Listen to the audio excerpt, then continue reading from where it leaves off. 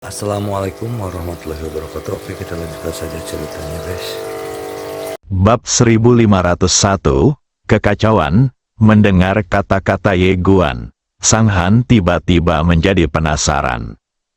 Ye Guan hendak berbicara ketika Sang Han berkata, "Mari kita bicara setelah kita bertemu Yang Mulia Pangeran ke-9.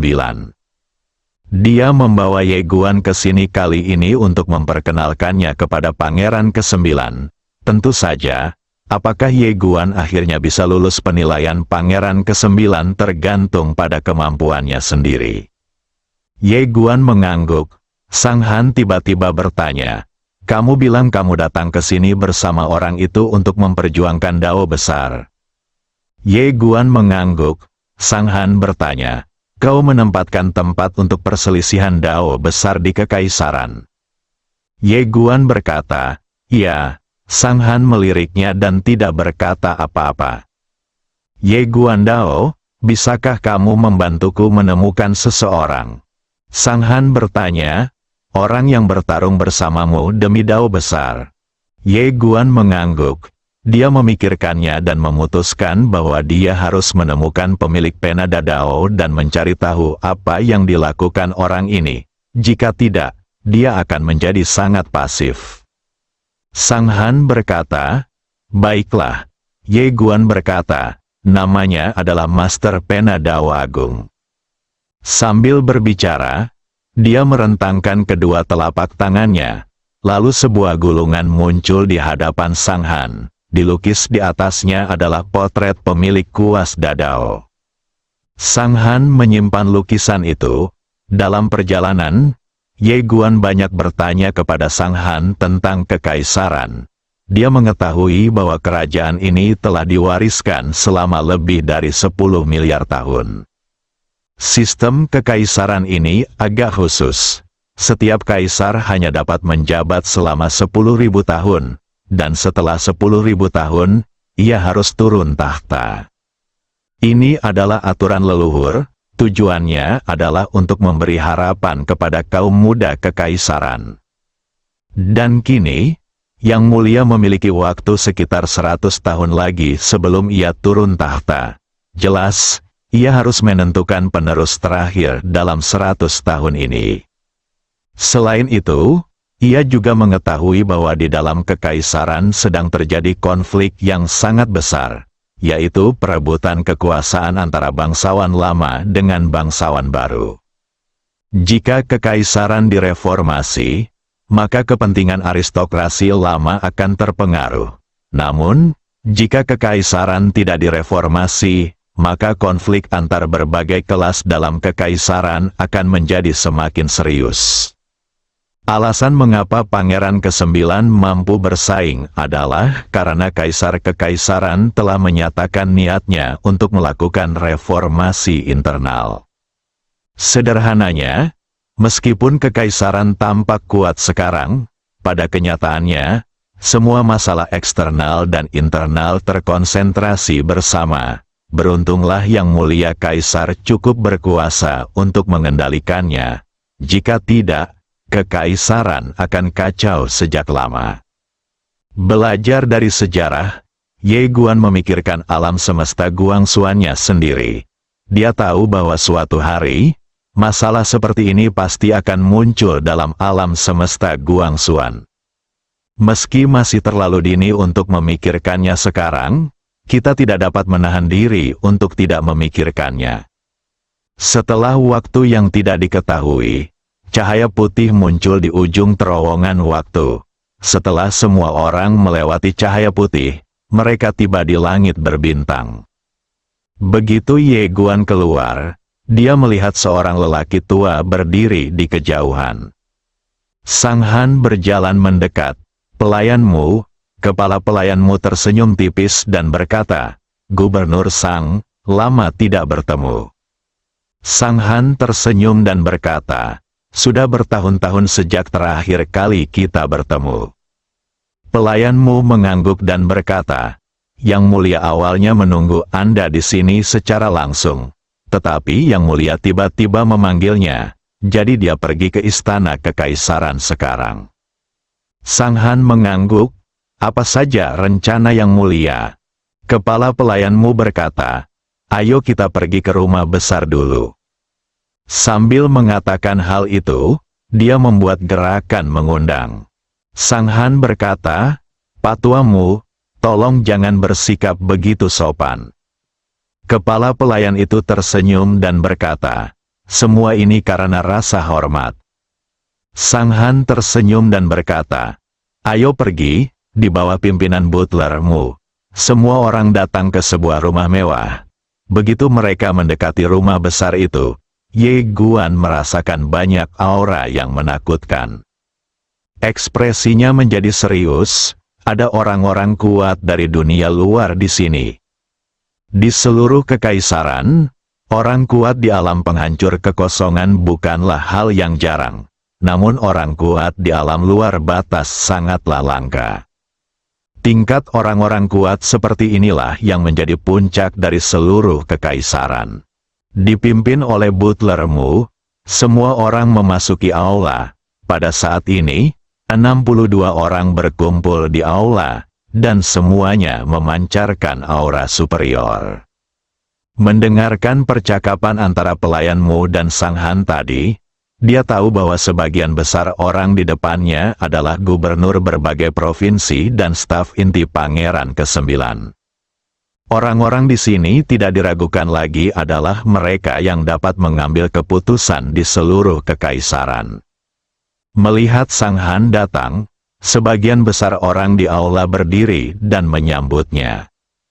Di antara gubernur jenderal berbagai provinsi, status Sang Han sangat tinggi, karena provinsi Yongrong di bawah yurisdiksinya menempati peringkat 10 besar di antara semua provinsi di seluruh kekaisaran. Ye Guan menoleh dan melihat ada dua orang yang tidak berdiri untuk menyambutnya. Keduanya adalah staf inti di bawah Pangeran ke-9. Salah satunya adalah seorang lelaki tua. Sang Han memberitahunya sebelum dia masuk bahwa lelaki tua ini adalah kepala staf, Huai Ce. Orang lainnya adalah seorang wanita yang tampaknya berusia 30-an. Dia mengenakan gaun hitam dan kerudung. Dia memiliki aura yang tertutup, seolah-olah dia tidak ada. Nama pria ini adalah Yulian. Ia dihormati sebagai pahlawan nasional oleh Pangeran ke-9 dan juga merupakan guru Pangeran ke-9. Di istana Pangeran ke-9, statusnya bahkan lebih tinggi dari Huai Ce.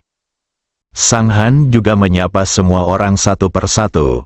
Akhirnya, dia berjalan di depan Huai Ce dan Yulian dan tersenyum tipis. "Tuan Huai, Nona Yu, lama tidak berjumpa." Guru Huai tersenyum tipis. "Sudah cukup lama berlalu, kan?" Sang Han mengangguk, "Lebih dari 60 tahun. Guru Huai berkata, "Hanya dalam waktu 60 tahun, provinsi yang awalnya berada di luar peringkat 1000 telah berada di peringkat 10 besar. Ini sungguh menakjubkan." Sang Han berkata, "Saya harus berterima kasih kepada Yang Mulia Pangeran ke-9 dan stafnya atas dukungan mereka selama bertahun-tahun." Guru Huai tersenyum dan berkata, "Semuanya tergantung pada kemampuan Anda sendiri. Silakan duduk." Sang Han mengangguk dan duduk di kursi di sebelahnya. Ye Guan menemukan bahwa tempat duduknya juga diatur dengan cara tertentu. Tuan Huai duduk di kursi pertama di sebelah kanan, sementara Nona Yulian duduk di kursi pertama di sebelah kiri. Jelas, status Yulian lebih tinggi dari Master Huai. Setelah semua orang duduk, Ye Guan menyadari bahwa tidak ada tempat duduk untuknya. Sang Han juga memperhatikan ini dan alisnya berkerut. Di sampingnya, butlermu tiba-tiba memindahkan kursi dan menaruhnya pada posisi yang relatif mundur. Dia tersenyum dan berkata, "Tuan Ye, silakan duduk." Awalnya dia tidak menyangka bahwa Sang Han akan membawa Ye Guan ke dalam aula, karena jabatan terendah di tempat ini adalah gubernur suatu provinsi. Dan Ye Guan bukanlah gubernur. Oleh karena itu, Dia mengira Ye Guan hanyalah bawahan Sang Han dan akan tinggal di luar seperti orang kuat lainnya. Ye Guan berjalan mendekati butler Mu, yang membungkul sedikit, "Tuan Ye, saya minta maaf." Ye Guan tersenyum dan berkata, "Itu hanya masalah kecil." Dia tentu saja dapat merasakan bahwa pihak lain tidak bermaksud mempermalukannya dengan sengaja, tetapi sama sekali tidak menyangka dia akan muncul di sini. Tentu saja, dia agak terkejut melihat butler Mu begitu tulus. Status orang ini di rumah besar ini jelas tidak rendah, tapi dia tega menempatkan dirinya pada posisi serendah itu. Tidak sederhana, setelah Ye Guan duduk, banyak orang memandangnya dengan rasa ingin tahu. Tentu saja tidak ada seorang pun yang keluar untuk mengejek dan memicu kebencian. "Apakah kamu bercanda? Bagaimana mungkin seseorang yang bisa duduk di sini adalah orang biasa? Kalau tidak ada konflik kepentingan inti, siapakah yang akan melakukan tugas tanpa pamrih seperti itu?" Nona Sang juga kembali. Pada saat ini, sebuah suara tiba-tiba terdengar dari luar aula. Mendengar suara ini, semua orang segera berdiri, dan Yulian dan Huai Che juga berdiri. Ye Guan menoleh dan melihat seorang pria berjalan perlahan di luar aula. Dilihat dari penampilannya, usianya sekitar 25 atau 26 tahun. Dia mengenakan jubah kuning, ikat pinggang hitam di pinggangnya, dan jubah putih salju. Matanya bagaikan bintang yang terang, dan dia tampak sangat anggun dan tampan. Pangeran ke-9, keluarga kekaisaran bernama Ji, dan pangeran ke-9 di depannya bernama Ji Wuchen. Setelah Ji Wuchen masuk, dia melepas jubahnya dan menyerahkannya kepada kepala pelayanmu yang datang menyambutnya sebelumnya. Dia berjalan langsung ke Ye Guan dan berkata sambil tersenyum, "Halo, Tuan Ye. Sang Han menulis surat kepada saya dan mengatakan bahwa Anda memiliki bakat yang langka. Saya sangat mengenal karakter Sang Han. Kebanyakan orang tidak menyenangkan baginya. Sangat jarang baginya untuk memuji Anda setinggi itu." Ye Guan tersenyum dan berkata, "Nona Sang, Anda terlalu baik. Saya hanya mengelola sebuah akademi." Ji Wuchen mengangguk dan berkata sambil tersenyum, "Saya mendengar dari Sang Han. Jangan khawatir, serahkan urusan akademi kepadaku. Saya telah mengirim lebih dari 100 sarjana hebat ke kota Yongrong. Mereka akan sementara waktu menjadi guru akademi Guangxuan. Tentu saja, jangan khawatir, bagaimana membangun akademi dan bagaimana mengajar semuanya terserah padamu." Ye Guan tiba-tiba sedikit terkejut. Semua orang sedikit terkejut. Jelaslah bahwa pangeran ke-9 sedang mencoba untuk memenangkan hati Ye Guan. Mereka tentu tahu bahwa meskipun pangeran ke-9 bersikap sopan terhadap orang bijak dan rendah hati, itu tergantung pada orangnya. Mereka menjadi semakin penasaran tentang asal-usul Ye Guan. Ji Wuchen berjalan ke samping dan duduk. Dia tersenyum dan berkata, "Awalnya, saya ingin mengadakan jamuan penyambutan untuk kalian semua. Tetapi seperti yang kalian semua tahu, situasi perang di medan perang Imperial Star sedang memanas saat ini. Oleh karena itu, jamuan penyambutan ini hanya dapat dibatalkan. Mari kita bicarakan situasi di medan perang Imperial Star. Situasi perang di sana semakin tidak menguntungkan. Dalam waktu kurang dari sebulan, kekaisaran mungkin harus melakukan mobilisasi." Mobilisasi umum. Mendengar ini, ekspresi semua orang menjadi serius. Ji Wuchen melanjutkan, "Ayah mendengarkan nasihat Perdana Menteri dan memanggil semua gubernur provinsi ke ibu kota kekaisaran. Konon untuk membahas urusan negara, tetapi sebenarnya untuk mengirim orang untuk mendukung medan perang bintang kekaisaran." Pada saat ini, seorang gubernur tiba-tiba berkata, "Perdana Menteri ingin mengambil kesempatan ini untuk melemahkan kekuatan kita." Gubernur lain juga berkata, Yang Mulia saat ini mengendalikan beberapa provinsi penting. Begitu dikirim ke medan perang bintang kekaisaran, dia akan dilemahkan oleh orang-orang Perdana Menteri. Bahkan jika Anda memenangkan pertempuran ini pada akhirnya, kekuatan Anda akan sangat rusak, dan Anda tidak akan lagi memiliki kemungkinan untuk memenangkan tahta. Ji Wuchen mengangguk pelan. Kali ini aku memanggil kalian semua ke sini hanya untuk mendengar ide kalian tentang bagaimana kita bisa melewati masa sulit ini. Seorang gubernur berkata dengan suara yang dalam, kita tidak boleh membiarkan mereka melakukan apa yang mereka inginkan. Kita telah bekerja keras untuk melatih begitu banyak orang kuat. Jika kekayaan kecil ini hilang di medan perang bintang kaisar, kita tidak akan mampu lagi bersaing dengan pangeran tertua. Ide saya adalah jika mereka berani memiliki pikiran jahat, kita akan membalikkan meja dan memobilisasi sensor untuk mengungkap masa lalu mereka dan mengacaukan istana. Gubernur lain berdiri dan berkata, hanya ketika terjadi kekacauan, kita dapat menemukan kesempatan untuk membalas. Seorang gubernur di sebelah kiri juga menganalisis, selama masih ada kekacauan, Yang Mulia akan mempertimbangkan untung ruginya demi stabilitas politik, dan pada akhirnya pasti tidak akan menyentuh kita. Semua orang setuju, jika mereka ingin pergi ke medan perang Imperial Star sekarang, mereka harus menghabiskan semua aset keluarga mereka. Begitu mereka menghabiskan semua aset keluarga mereka, mereka akan ditinggal sendirian. Sekalipun mereka jadi gubernur, percuma saja. Hanya ada 4 orang di lapangan yang tidak berbicara, yaitu Huai Che dan Yulian, Ye Guan dan Sang Han. Ji Wuchen tiba-tiba menatap Sang Han, dan Sang Han menatap Ye Guan. Tatapan mata Ji Wuchen langsung beralih ke Ye Guan. Dia tersenyum dan berkata, Tuan Ye, apakah Anda punya ide? Semua orang memandang Ye Guan. Ye Guan Dao, bisakah kau memberitahuku sesuatu? Ji Wuchen mengangguk, kamu bisa mengatakan apa saja.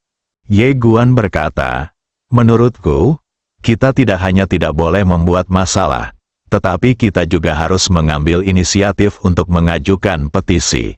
Yang Mulia harus memimpin dalam mengajukan petisi untuk menyatakan bahwa kita semua bersedia pergi ke medan perang bintang kekaisaran dan mengabdi pada negara. Ketika kata-kata ini keluar, itu bagaikan sambaran petir. Semua orang terkejut. Yulian yang sedari tadi diam saja, tiba-tiba menoleh perlahan, tatapan matanya jatuh pada Ye Guan. Bab 1502. Kau tidak bisa menyerah. Sang Han menatap Ye Guan tanpa berkata apa-apa. Mendengar perkataan Ye Guan, mata Ji Wuchen tiba-tiba menjadi tertarik, dan dia bertanya sambil tersenyum, Tuan Ye, silakan lanjutkan. Ye Guan mengangguk, lalu berkata, bolehkah saya bertanya kepada semua gubernur, apakah kaisar saat ini seorang penguasa yang bodoh atau penguasa yang bijaksana? Begitu kata-kata itu diucapkan, wajah semua orang berubah.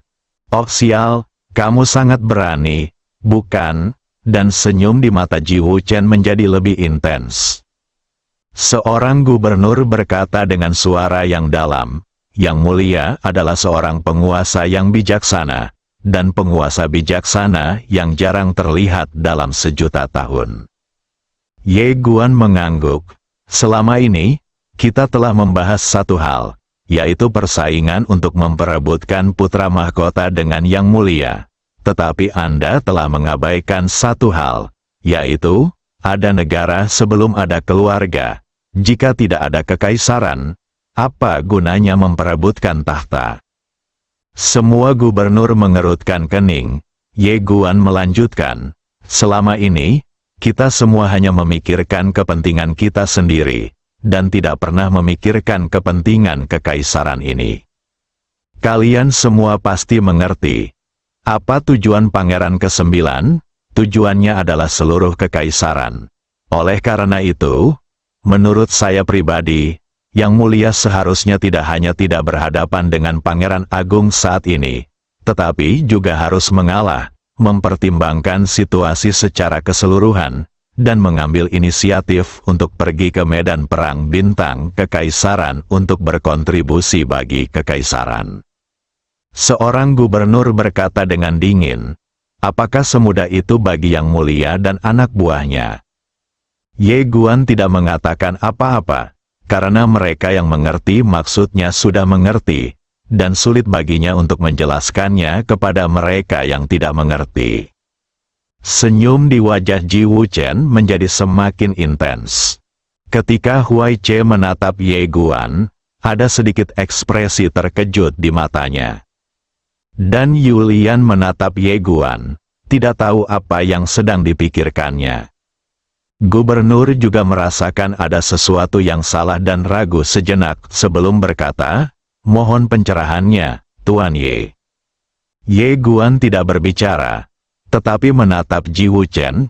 Ji Wuchen tersenyum dan berkata, semua gubernur harus turun dan beristirahat dulu.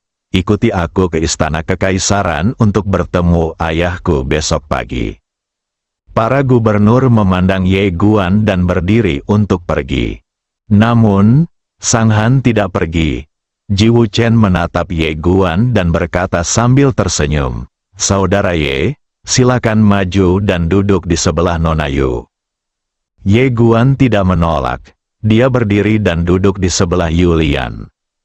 Ji Wuchen bertanya, Saudara Ye, apakah kamu takut pada orang luar? Ye Guan mengangguk. Ji Wuchen mengangguk. Kamu harus berhati-hati. Sekarang kamu bisa menceritakan semua pikiranmu kepadaku. Semua orang yang hadir 100% dapat dipercaya. Ye Guan berkata dengan suara yang dalam, Yang Mulia, saya pikir Yang Mulia memanggil semua gubernur ke ibu kota kekaisaran kali ini sebenarnya adalah ujian bagi Anda dan Yang Mulia. Dari sudut pandang Yang Mulia, jika putranya masih bertarung dalam situasi ini, dia jelas tidak memenuhi syarat untuk menjadi putra mahkota. Oleh karena itu, saya sarankan agar Yang Mulia tidak hanya tidak bertarung dengan Yang Mulia, tetapi juga harus bersikap toleran. Tidak hanya itu, Anda juga harus mengambil inisiatif untuk meminta untuk memimpin pasukan ke medan perang bintang kekaisaran untuk memberikan dukungan. Penilaian, Ji Wuchen menyipitkan matanya sedikit. Ye Guan mengangguk, Yang Mulia bijaksana dan berkuasa. Beliau telah melihat semua yang telah dilakukan oleh Yang Mulia Pangeran ke-9 dan Yang Mulia Pangeran pertama. Beliau memiliki timbangan di dalam hatinya. Siapapun yang memilih untuk bertarung di antara mereka sendiri saat ini akan kehilangan banyak poin di matanya. Seperti kata pepatah, mereka yang tidak merencanakan segalanya tidak memenuhi syarat untuk merencanakan saat ini. Dan mereka yang tidak merencanakan situasi keseluruhan tidak memenuhi syarat untuk merencanakan suatu wilayah. Pada titik ini, dia berhenti sejenak dan melanjutkan, pada saat ini, yang seharusnya kita cari bukanlah keuntungan dan kerugian langsung, tetapi situasi keseluruhan. Mengenai kerugian, jika Yang Mulia benar-benar menggunakan semua kekuatan di tangan Anda demi kekaisaran, selama Anda bisa mendapatkan pengakuan dan dukungan dari kaisar, Yang Mulia akan dapat mengendalikan lebih banyak kekuatan dalam sekejap. Betapa hebatnya pepatah ini. Mereka yang tidak merencanakan segalanya tidak memenuhi syarat untuk membuat rencana untuk saat ini. Mereka yang tidak merencanakan situasi secara keseluruhan tidak memenuhi syarat untuk membuat rencana untuk suatu wilayah. Di sampingnya, Huai Ce tiba-tiba tertawa dan berkata, Tuan Ye benar-benar hebat. Semua orang mengejar kepentingan pribadi Anda. Tetapi Tuan Ye adalah satu-satunya yang bekerja untuk seluruh kekaisaran dan masa depan Anda. Dia hebat. Ye Guan berkata, Senior, Anda terlalu baik. Ji Wuchen menatap Ye Guan, senyum di wajahnya semakin lebar. Tapi bagaimana kalau pada akhirnya aku tidak bisa mendapatkan persetujuan ayahku?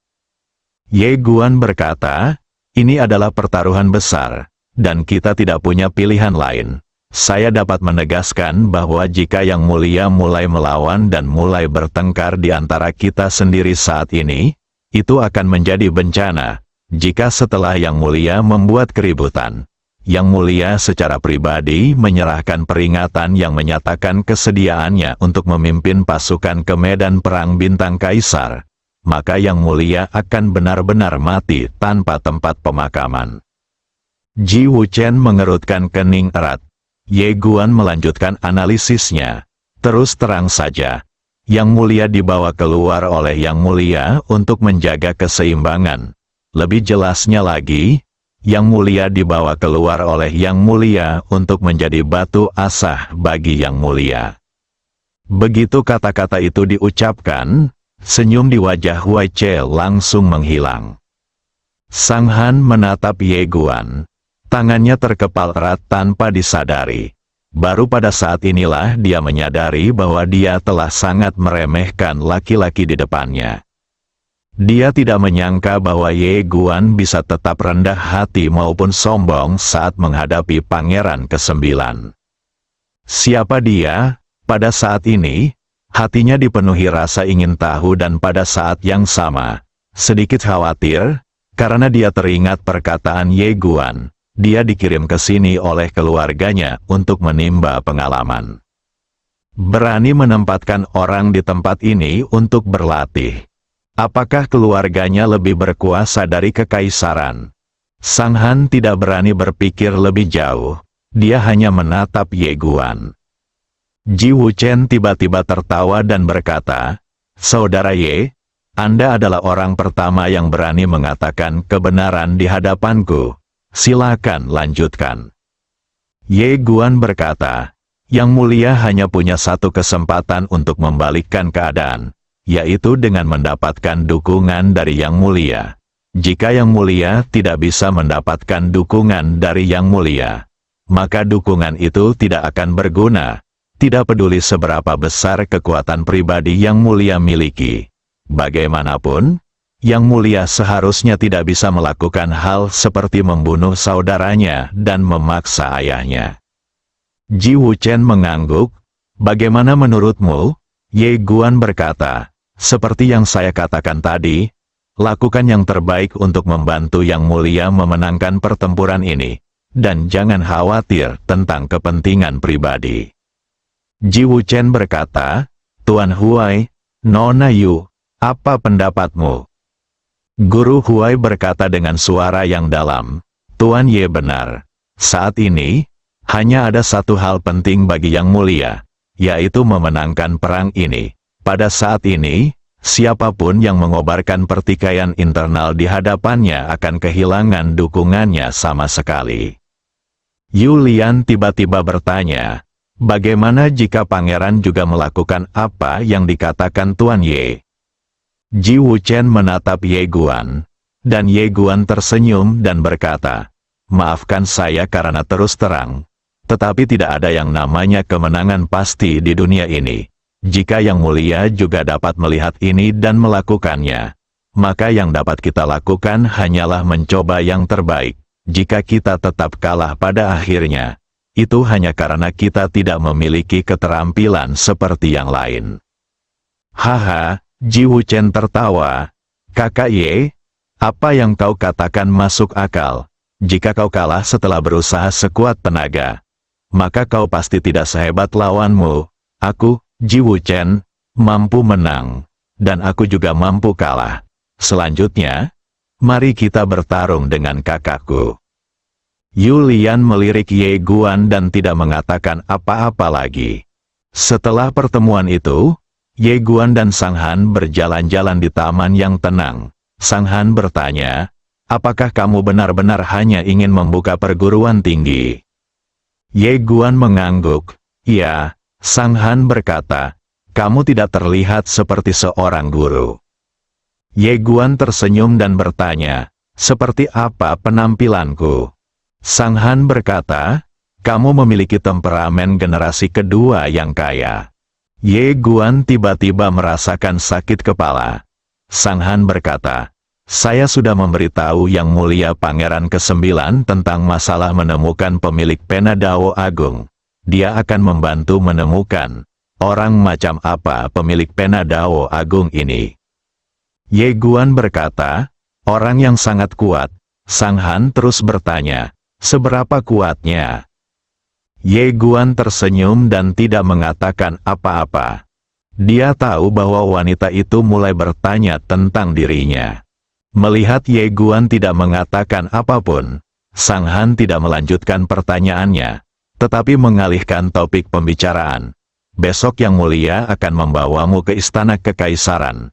Apakah menurutmu Yang Mulia punya peluang untuk menang? Ye Guan bertanya balik, bagaimana menurutmu? Sang Han terdiam. Ye Guan berkata, apakah dia memiliki peluang untuk menang tergantung pada apakah lawannya bodoh atau tidak. Namun, untuk saat ini, lawannya seharusnya tidak bodoh. Oleh karena itu, jika Yang Mulia tidak memiliki lebih banyak kartu truf, peluangnya untuk menang mungkin tidak begitu besar. Sang Han bertanya, menurutmu, apakah dia punya kartu truf? Ye Guan menoleh ke arah Sang Han dan berkata sambil tersenyum, Gubernur, Anda punya banyak pertanyaan hari ini. Sang Han berkata, jika dia menang, dia akan membantumu membuka akademi. Dengan dukungan seorang kaisar, akademimu bisa menjadi akademi terbesar di seluruh kekaisaran. Ye Guan tersenyum dan berkata, itu benar. Sang Han tidak mengatakan apapun lagi. Setelah beberapa saat, Ye Guan kembali ke kamarnya untuk berlatih. Dia harus memadukan waktu dan ruang virtual dengan ilmu pedangnya. Kalau tidak maka akan sangat tidak aman. Dan sisi lainnya, Ji Wuchen dan Yulian juga berjalan perlahan di sebuah taman. Ji Wuchen tersenyum dan berkata, saudara Ye sangat baik. Yulian tidak mengatakan apa-apa. Ji Wuchen berkata, kamu dapat memberitahuku apapun yang kamu inginkan. Yulian berkata, kamu tidak bisa menaklukkan orang ini. Ji Wuchen tersenyum dan bertanya, mengapa menurutmu begitu? Yulian menatap ke depan dengan tatapan tenang. Jalannya adalah jalan ketertiban. Bersambung,